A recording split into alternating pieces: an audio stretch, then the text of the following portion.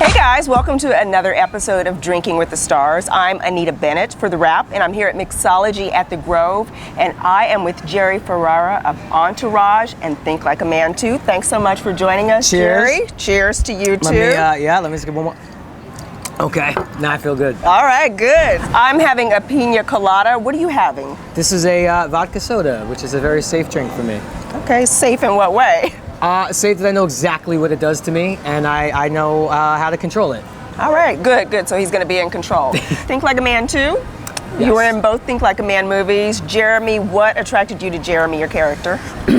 Initially, I'd never, and I guess it's because of Entourage for so many years where I played like the single guy desperate for action, to actually play a character who's at a crossroad in a long-term relationship where Gabrielle Union's character wants a ring and I'm still a little immature, but our characters were together for 8 years. So that was really fun to play. It was very stressful having to make people believe I could get Gabrielle Union because Gabrielle's very, very beautiful and talented. So I also thought it would be a nice little feather in my cap if people actually bought that we were a couple. And not everyone did, but some did.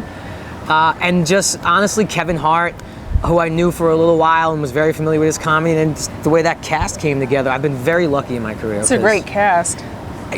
You know, the Entourage guys are my family forever, and the Think Like a Man cast is my family forever. I went right from that to that, and it just doesn't always happen that way. Is there going to be a Think Like a Man sequel? Part 3. The trilogy. You know what? I honestly don't know. Think Like a Man 2 did very well. Think Like a Man 1 did extremely well. I know I would do it in a heartbeat, and I think the rest of the cast would. I just think does it make sense for Screen Gems or not? And they're a very smart organization, so I'm sure they'll make the right decision, Screen Gems.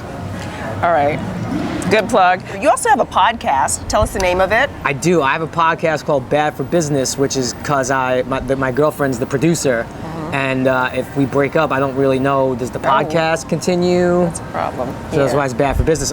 We've aired 6 episodes. It's off to a great start. I love radio. I've grown up loving talk radio since I was a kid, so I'm living out my little childhood fantasy. With podcasts, it's really inexpensive to do, so it's kind of for me embracing technology finally. Yeah, in the last podcast you had the writer and director for the film on, so yes. Tell us his name, tell us Doug. I had Doug Ellin on, and of course, you know, a lot of the listeners early on are loving all the Entourage stuff. I do want to get to a different place eventually, but you know, Doug's a great interview, and also having interviewed people now only 6 times, it is very stressful, so I've always had respect for what you do, but now also thinking of it from that side, I respect it even more.